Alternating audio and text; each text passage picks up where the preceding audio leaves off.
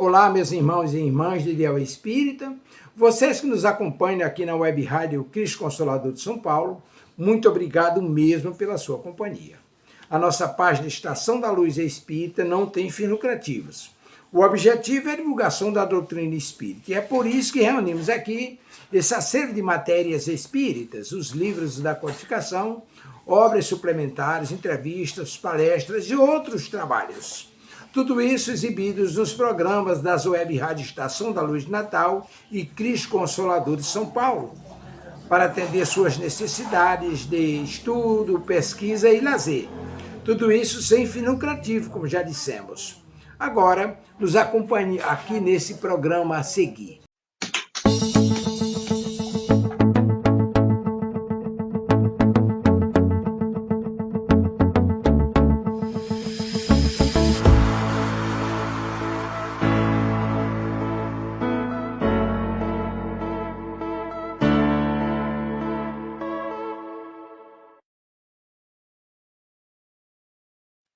Boa tarde, sejam todos muito bem-vindos a mais um programa da Web Rádio Cristo Consolador, Contos e Casos Espirituais, nossos programas das sextas-feiras.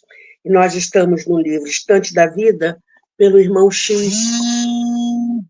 Ai, meu Deus do céu.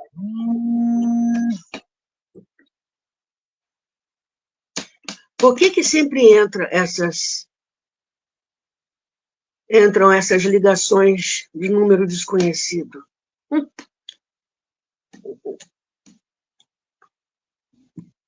Então, Contos e Casos Espirituais, livro Estante da Vida, irmão X. E a história de hoje intitula-se O Malfeitor. E antes da gente começar, como sempre, vamos fazer a nossa prece. Graças a Deus.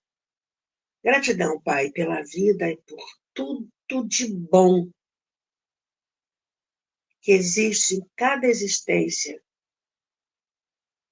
O seu amor continua nos orientando, nos fortalecendo. Gratidão por tudo. Gratidão ao Mestre por nos orientar, nos fortalecer, nos mostrar o caminho das pedras. Gratidão à Mãe Maria por nos acolher, gratidão a cada companheiro espiritual que nos ajuda a meditar sobre a doutrina. Gratidão ao irmão X e que todos nós, encarnados e desencarnados, nessa tarde de hoje possamos aprender, entender, meditar, relembrar alguma coisa importante dentro da doutrina que nos diga a respeito. Graças a Deus. Pergunta número 1, como você está se sentindo hoje? Pergunta número 2, a água está por aí?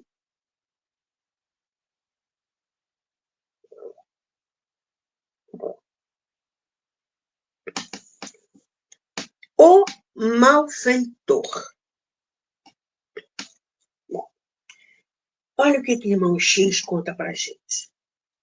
Terminada que foi a tarefa de evangelização no templo espírita, então ele está lá numa casa espírita, trabalhando. A quem prestávamos concurso fraterno, ele foi para lá para trabalhar, para essa casa espírita. Acompanhei Anísio Terra, amigo espiritual de muito tempo, que me dissera estar encarregado por alguns instrutores de socorrer um moço obsesso, ameaçado de colapso nervoso naquela mesma noite. Por espírito de aprendizado, lá foi irmão X, não ia perder essa chance de estudar mais alguma coisa, né? Por espírito de aprendizado, dispus-me a seguir o companheiro que se postara rente a 2 cavalheiros bem postos, distintos, irmãos encarnados, que na terra me designou pelos nomes de Noronha e Silva, conhecidos dele e frequentadores da casa. Beleza. Então, essas 2 pessoas frequentavam a casa espírita, então tem conhecimento da doutrina. Pelo menos teórico, né? Porque quando a gente. Por que a gente frequenta uma casa espírita, hein? O que a gente busca lá? Solução para os problemas materiais, solução para os problemas espirituais. E o aprendizado?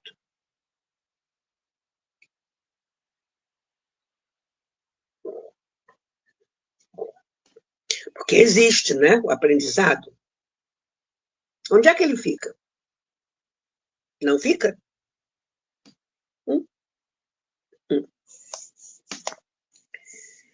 Olha a primeira frase do próximo parágrafo. Atento ao hábito de cooperar sem perguntar. Atento ao hábito. Então, se policiando, né? Para continuar agindo assim. Cooperar sem perguntar. Quando a pessoa chega numa casa espírita, ela não precisa escrever um relatório e 5 laudas registradas em cartório sobre a vida dela. Se ela quiser falar algum problema dela em particular, existe atendimento fraterno.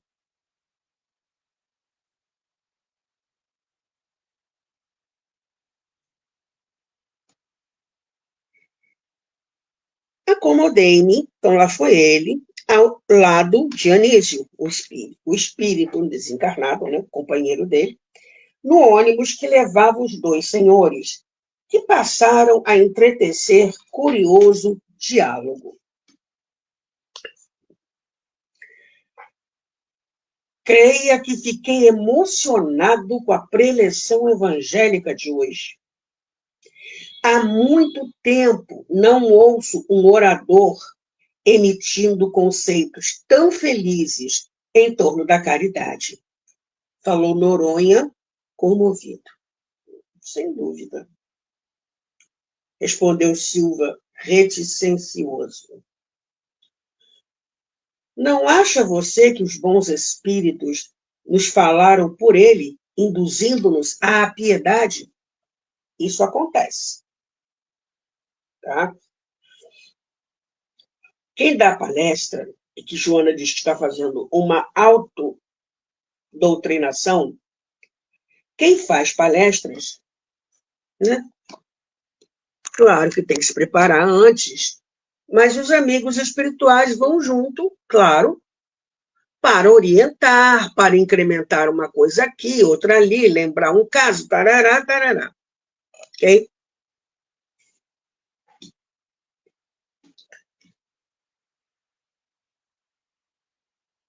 Sabe qual foi a resposta do outro? O que quer dizer com isso? Disse o outro em tom de mofa. Nosso plano para esta noite será cumprido. Mas você compreende.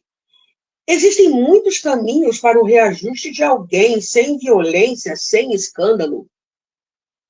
Ora essa, você está com um malfeitor dentro de casa, como tudo indica, entre os próprios empregados, e desiste de pôr a coisa em pratos limpos? Sim, é preciso pensar.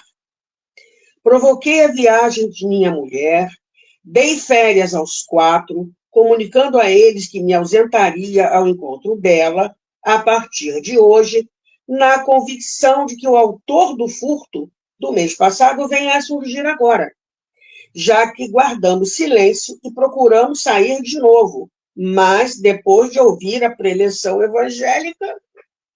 Ou seja, aconteceu um furto na casa de um deles e eles querem pegar quem foi. A mulher foi viajar, ele mentiu, dizendo que ia viajar com a mulher, né? Os empregados deu férias para todo mundo e voltou para casa para ver o que ia acontecer. Porque a vontade dele é de pegar a criatura e jogar na prisão.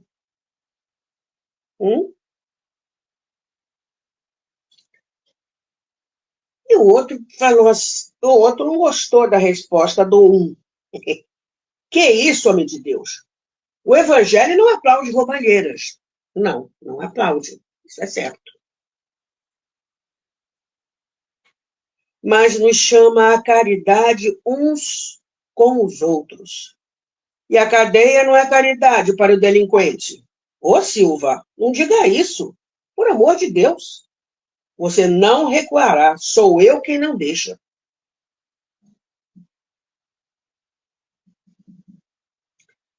Como é que a doutrina vê isso? Caridade para com os criminosos. A criatura pode ter feito um ato que, sim, é necessário que ela seja retirada do convívio da sociedade. O problema é que, depois disso, ela deveria ser reeducada. E, infelizmente, nossas prisões não reeducam ninguém. Tem um trecho no Evangelho segundo o Espiritismo que se intitula Caridade para com os criminosos.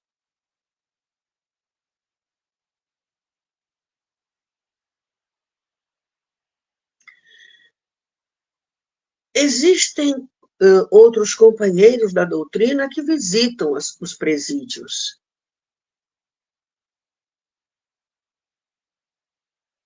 Para, né, atender da melhor forma possível.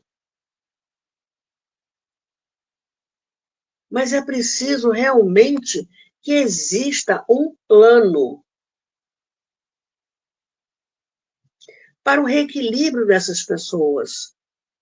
Primeiro, por que aquela pessoa descambou para o crime?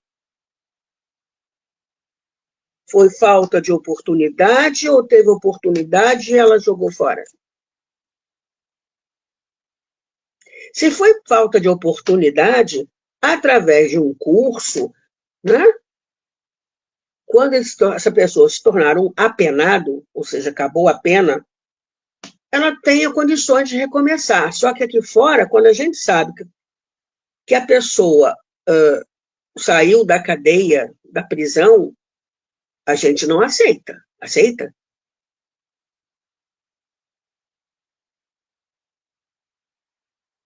Então, se houve do outro lado, por outro lado, se houve a oportunidade e a criatura desprezou, é preciso que ele entenda o que foi que ele fez para com ele mesmo, através da lesão, seja ela qual for, praticada contra o outro.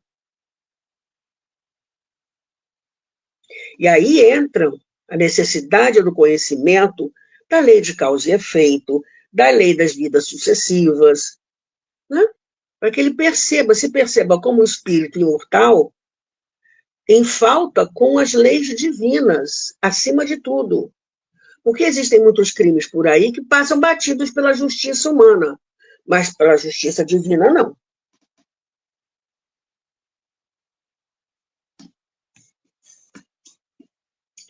Continuando aqui.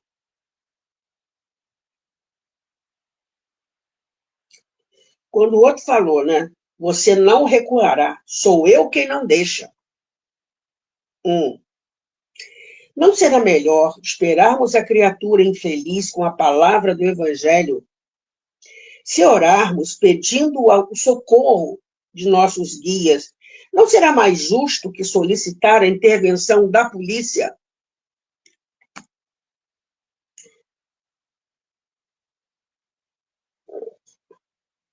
Só que na hora que o furdunço está acontecendo, a gente lá se lembra de orar? Não, não me venha com essa. Você é meu cunhado e os valores de minha irmã que desapareceram são bens de família. Assuma a responsabilidade. Defenderei vocês dois e não retrocedo no que foi resolvido. E consultando o relógio, Silva acrescentou: são mais de 10 horas. Entraremos no escuro, ficaremos no quarto contíguo à alcova do cofre, e se o ladrão ou a ladra aparecerem, permitiremos que comece a revistar os guardados, e assim que o biltre ou a megera se engolfarem na busca, trancaremos a porta por fora, e em seguida, meu caro, é o telefone e a rádio patrulha. Polícia. Mas, Silva, nada de escapatória. Malfeitores não entendem de conselhos, nem de orações. São gente criada como as bestas do campo, abandonadas aos próprios instintos. Não é bem assim, não. Né? No momento pode não entender de conselho, oração, mas muitos têm família, sim. Houve um caso de um confronto policial aqui no Rio de Janeiro, né? E que o pai falou, quando o filho dele estava envolvido do lado dos bandidos, o pai falou. Ele estava errado. Ele foi pelo caminho errado. Porque aí a gente tem que colocar na meiuca, gente, as predisposições do espírito. Ele reencarnou para progredir, não para fazer o mal. Já começa por aí. Se ele receber, desde cedo, uma orientação religiosa, moral, ética, não é... Estou tentando me lembrar de qual é o ditado. Acho que é de menino que se torce o pepino, o negócio tem que enquadrar. Isso eu vi. Duas senhoras evangélicas, que aqui perto aqui de casa, uma rua próxima aqui de onde eu moro, há uma igreja protestante. E vinham elas duas pela rua. Naquela época tinha muito pombo. E havia um pombo aqui na rua. Havia um menino pelas mãos com ela. E o menino já foi saindo de pontapé em cima do pombo. Uma delas, deveria ser a mãe, parou na hora, deu-lhe uma bronca. Ele ficou com uma tromba de 500 metros. Assim, que espírito teimoso esse. Mas, vamos lá. Cabresto curto, porque é o que esse espírito precisa.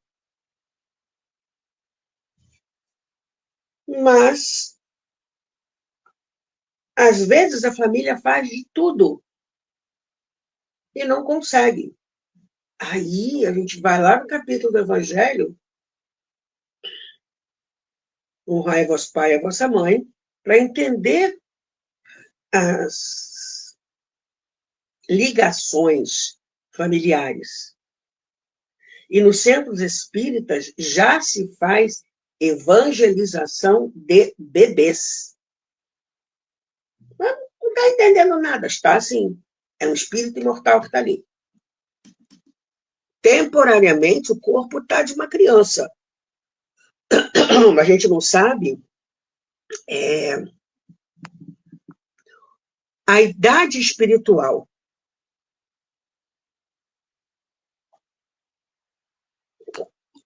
Vamos evangelizar a criaturinha? Sim, porque precisa, desde cedo.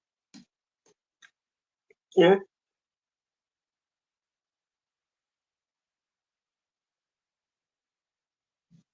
Então, o falou que os malfeitores não entendem de conselhos nem de orações, são gente criada como as bestas do campo, abandonadas aos próprios instintos. Não. E homem ou mulher que crescem ao sabor das próprias tendências são quase sempre criminosos natos. Gente, não é bem assim, não. A gente sabe, né? Aliás, Emmanuel fala que criminoso É qualquer um de nós que não foi pego. A gente não sabe do nosso passado. Quem garante? Da regressão de memória. Ah, eu quero saber se eu fui tão importante ou fui a própria Cleópatra ou se eu fui um dos maridos da Cleópatra.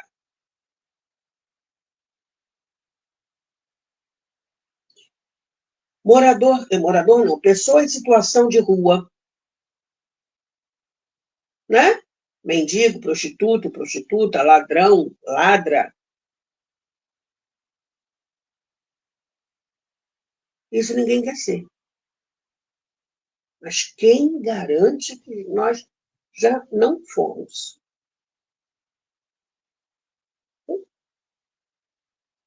E no Evangelho consta também se aquilo que a pessoa está fazendo e é totalmente inadequado, para não dizer errado. A gente tem que meter o bedelho na história, tá vendo que aquilo ali não está certo? Depende. O Espírito São Luís responde. Se o que ela está fazendo diz respeito somente à vida particular dela, cala a boca. Fica na sua, né? No jargão popular. Se vai envolver o maior número de pessoas, aí é preciso que se tomem providências.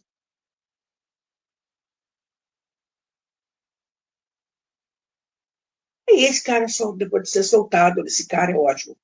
Um dos homens solta essa pérola, né? E homem ou mulher que crescem ao sabor das próprias tendências são quase sempre criminosos natos. Silva, o coração me dói. Não há razão para isso.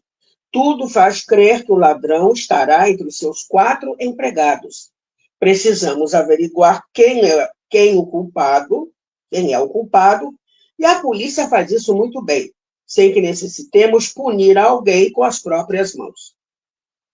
Penso que deveríamos ser mais humanos. Não perca tempo, filosofia tem lugar próprio. Aí um caso real. Uma confreira de outra casa espírita, um rapaz se aproximou dela, um homem, para assaltá-la. E ela começou a conversar com ele. Vinha vindo um grupo de policiais. Na hora ela falou assim, guarda essa arma, senão você vai ser preso. Guarda, guarda, guarda, guarda. Esconde isso. E continuou conversando com ele. E dessa conversa, não houve o assalto. Ele foi convidado a ir à casa espírita que ela frequentava. Ele foi e modificou.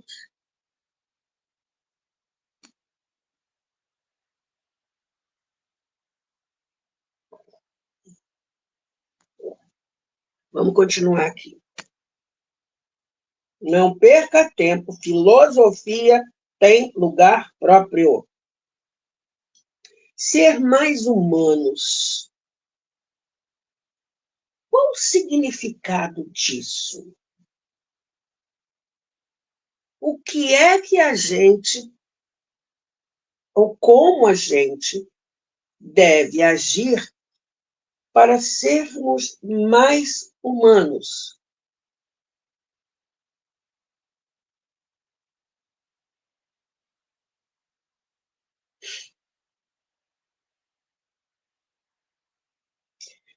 Tem um caso de um senhor que perdeu o filho foi assassinado. Os assassinos foram presos na criança.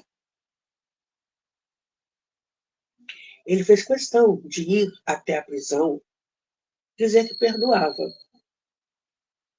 os assassinos. Os assassinos não sabiam onde enfiar a cara. E mais, ele passou a ajudar os detentos daquela prisão. Criando uma horta, fazendo N iniciativas para ajudar os detentos.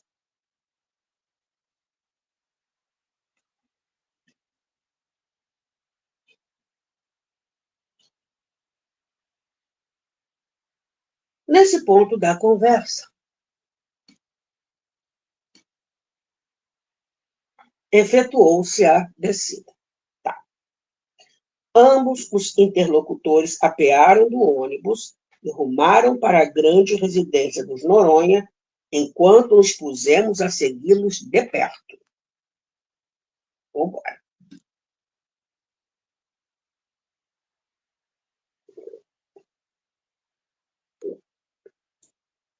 Entraram à socapa, ou seja, escondidos, varando o silêncio e a sombra, e colocaram-se de plantão, num aposento espaçoso, vizinho da câmara estreita, em que naturalmente se localizaria o cofre da família.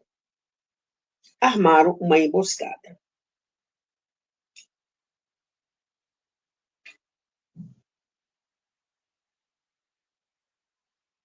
Duas horas de expectativa passaram morosas, pingando laboriosamente os minutos. Algum tempo depois de 0 hora, alguém penetrou a casa. Pé ante pé, atravessou 2 salões e, como quem conhecia todos os cantos do largo domicílio, encaminhou-se para a alcova indicada. Mais alguns instantes de sofreguidão e, ao modo de gatos pulando no objetivo após longo tempo na mira, Silva e Noronha cerraram a porta do lado externo, enquanto o salteador passou a gritar lancinantemente. Fez-se tumulto. Os 2 amigos correram de um lado para outro, acender de luzes, chamando o telefone, pedindo de urgência a rádio patrulha. Nada de atenção para com a voz angustiada, suplicando socorro. Noronha, sensível, mostrava-se acabrunhado, ao passo que Silva, em agitação, saiu à porta de entrada, rogando a colaboração de populares, preparando espetaculosamente a recepção das autoridades. Nossa! Ainda chamou gente para espiar. Ai, ai, ai, ai.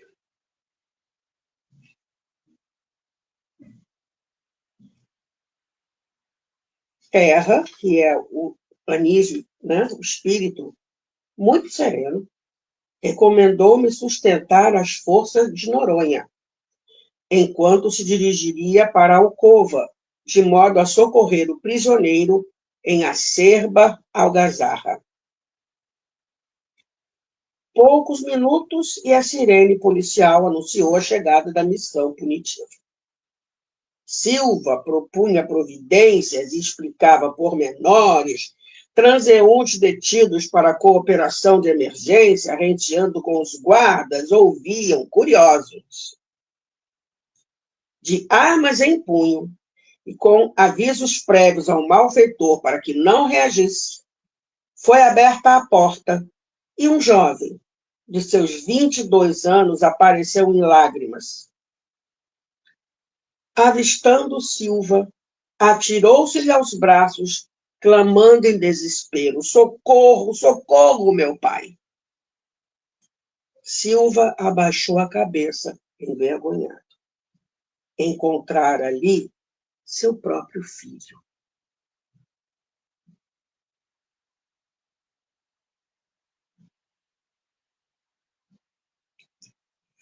Eu imagino como Silva ficou depois de tudo isso.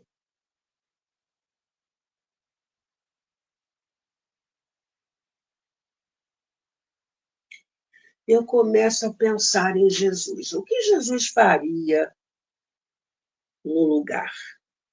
Essa é uma pergunta difícil da gente responder. Se fôssemos nós, que a gente perguntasse assim: o que Jesus faria em meu lugar? Qual a resposta que vocês acham que seria a melhor. Vamos recordar Jesus quando ele esteve aqui entre nós, encarnado, não reencarnado, encarnado, espírito puro. Não precisa mais passar pela fieira das reencarnações. Ele veio como missão, ponto. O que é que Jesus faria? Se ele é o nosso guia e modelo, o que é que Jesus faria? Onde Jesus andava, no meio do povão, com certeza existia a ralé. Os que não tinham mais teto, porque perderam a casa, perderam o dinheiro, perderam tudo, ou para os invasores romanos, ou para o pessoal do templo, que também aprontava essas. Existiam prostitutas e, com certeza, existiam ladrões.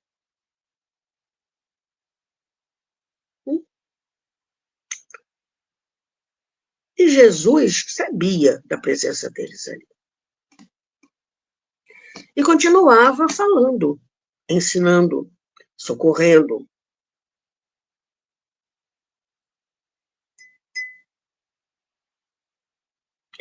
Lembram da mulher que foi pega em adultério? Se é que foi pega mesmo, porque em adultério, porque a mulher não tinha voz. Então, se de repente ela foi acossada por alguém e recusou, esse alguém tranquilamente poderia, por vingança, denunciá-la às autoridades como adúltera. E a pena para o adultério, para a adúltera, o certo pela lei seriam os dois, mas quem pegava sobrava só para a mulher. Era morte por apedrejamento, gente. E na hora, Jesus estava lá, qual foi a resposta à indagação? Mais uma vez, escribas e fariseus que queriam pegar Jesus pelo pé, atire a primeira pedra àquele que estivesse em pecado. Ah, mas eu nunca roubei, eu nunca furtei nada, eu nunca... Tá. Mas Emmanuel vai mais longe. Você fez com alguém perder esse tempo?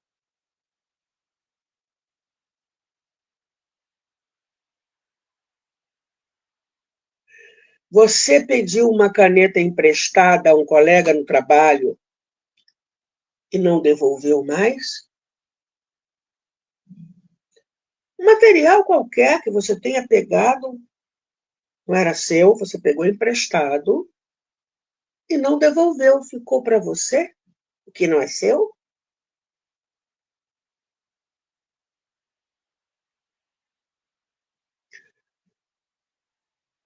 Eu tive um colega na escola onde a gente trabalhava, que ele foi, depois ele me contou, eu fiquei olhando para a cara dele, pensando, né?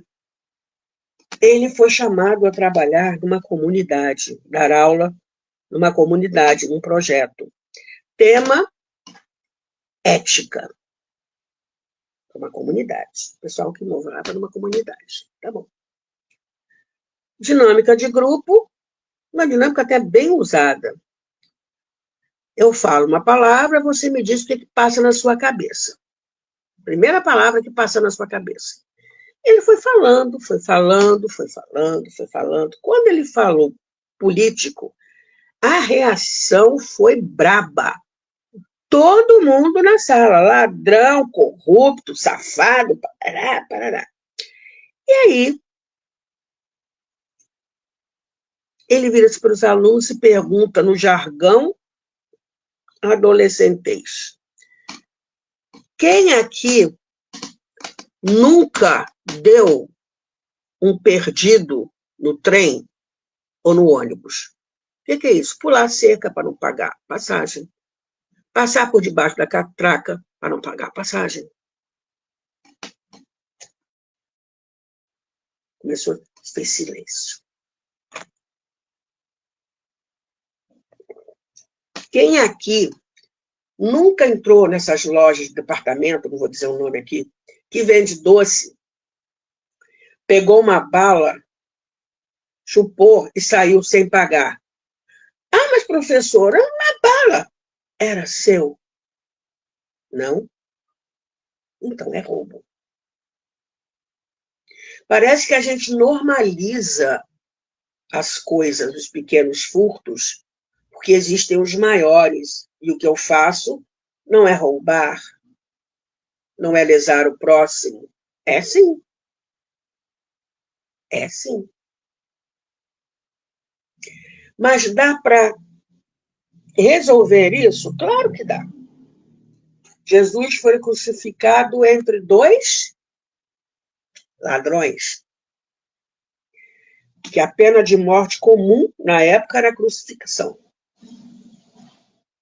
Então, ele foi crucificado, dois ladrões, um zombando de Jesus e o outro não, pedindo perdão. Jesus, por favor, você, né? E Jesus, esta noite mesmo estarás comigo no meu reino. Não é que o cara virou santo de uma hora para outra, mas ele, pela lei das vidas sucessivas, ia ter uma nova chance de se emendar.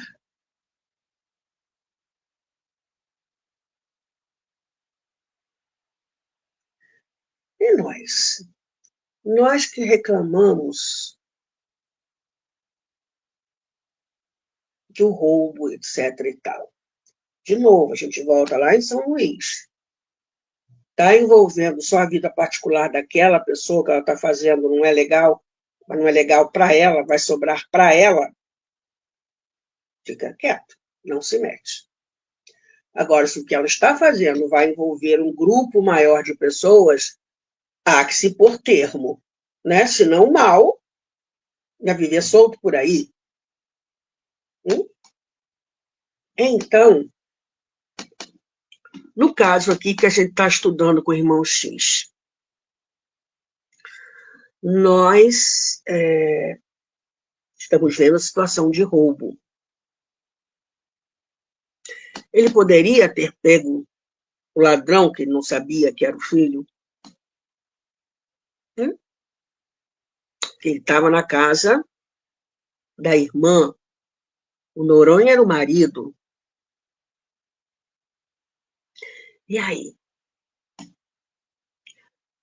Poderia prender? Sim, poderia. Mas não precisava chamar vizinho, conhecido, para aumentar ainda mais o escândalo, que aí, no final das contas, quem passou vergonha também foi ele.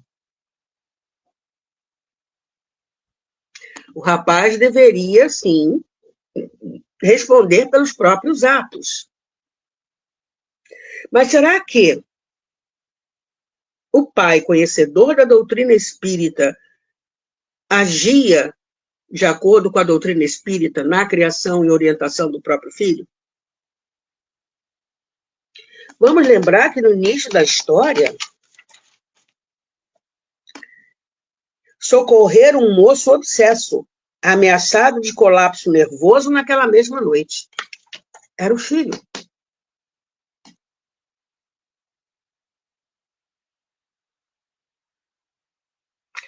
Ah, mas você vai justificar? Não.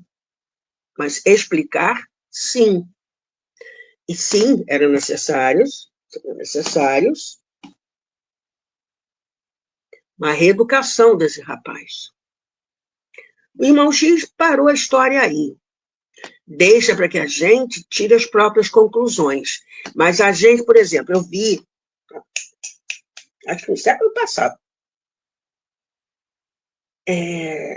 um rapaz fugindo pelas ruas que tinha praticado um assalto, transeuntes e policiais atrás dele.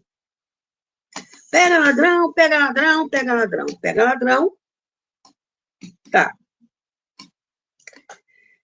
E havia uma pessoa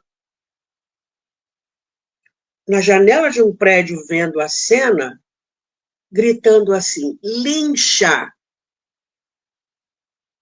Lincha!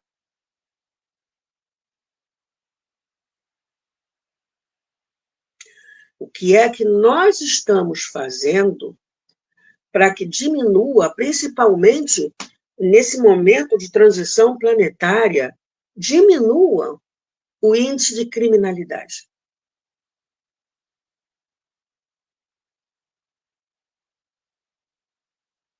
Ah, mas eu não tenho tempo para trabalhar, não sei trabalhar evangelização infantil. Legal. Mas você coopera com a casa espírita para que não falte comida na mesa dos outros, aqueles que não podem?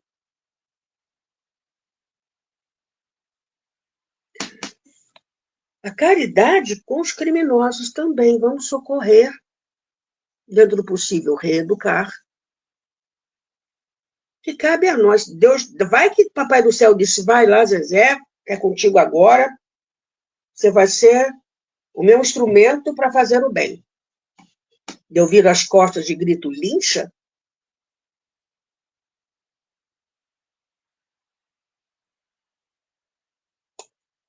Nós temos muito que pensar para fazer boas escolhas no momento de agir.